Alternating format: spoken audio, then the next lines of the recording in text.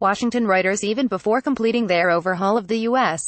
tax code, Republicans in Washington have begun turning their attention to changes and possible cuts in the social safety net of government programs for the poor, children, elderly and disabled Americans. File PHOTO U.S. President Donald Trump meets with Speaker of the House Paul Ryan RWI and other members of the Republican Congressional leadership at the White House in Washington, U.S., June 6, 2017.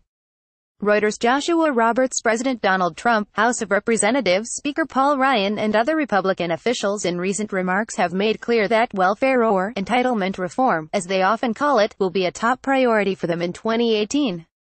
Next year, we're going to have to get back to entitlement reform, Ryan said on a radio talk show on Wednesday.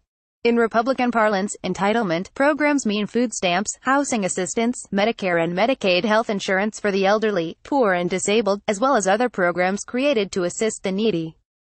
Democrats in Washington have seized on Ryan's remarks, saying they show that Republicans will attempt to pay for their tax overhaul, still incomplete on Friday but nearing the finish line, by pivoting to seeking cuts in entitlement spending. Republican plans to slash taxes on corporations and the rich would raise the federal budget deficit and U.S. debt by about $1 trillion over 10 years. For months, most Republicans who have long argued against running up the deficit have downplayed that impact.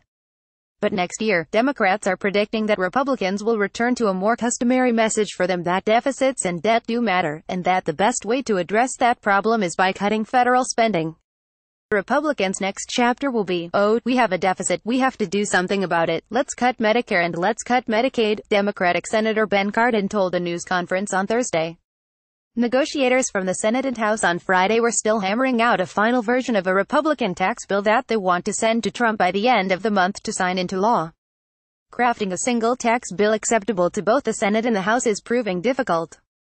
Though lawmakers are working on a tight timetable and talks could still falter, Republican leaders are expressing confidence that a deal will be struck. When they finish their work, members of both chambers will have the opportunity to pass this tax reform legislation and send it to President Trump, Senate Majority Leader Mitch McConnell said on Thursday, calling the tax legislation the single most important thing Republicans can do to help the economy grow.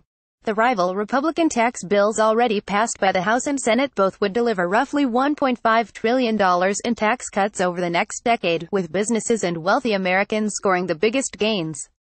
File PHOTO Speaker of the House Paul Ryan RWI speaks during his weekly press conference on Capitol Hill in Washington, U.S., November 30, 2017.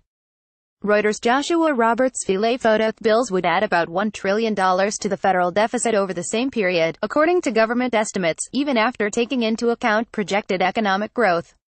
PHOTO enacting the tax bill would trigger automatic cuts to a variety of programs, including Medicare, due to a congressional budget rule that requires laws that increase the deficit to offset it with cuts to mandatory spending programs. The PHOTO rule applies to the Medicare health insurance program for the elderly and disabled, but cuts to that program would be capped at 4%, or up to $28 billion in 2018, according to government estimates.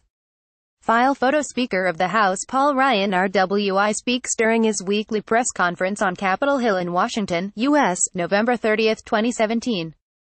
REUTERSJoshua RobertsPresid PHOTO Medicaid, the Social Security Retirement Program, food stamps and other programs for the poor are exempt from such automatic cuts.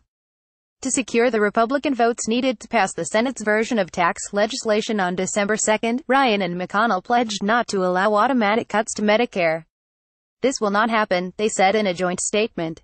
Congress must pass separate legislation to override automatic Medicare cuts triggered by passage of the tax bill. As a presidential candidate last year, Trump said he would not cut Medicare, Medicaid or Social Security. But Ryan said on Wednesday that in private conversations with the president, he believes he has started convincing Trump that changes to Medicare may be needed. Trump last month said that, very shortly after taxes, the White House would be looking very strongly at welfare reform.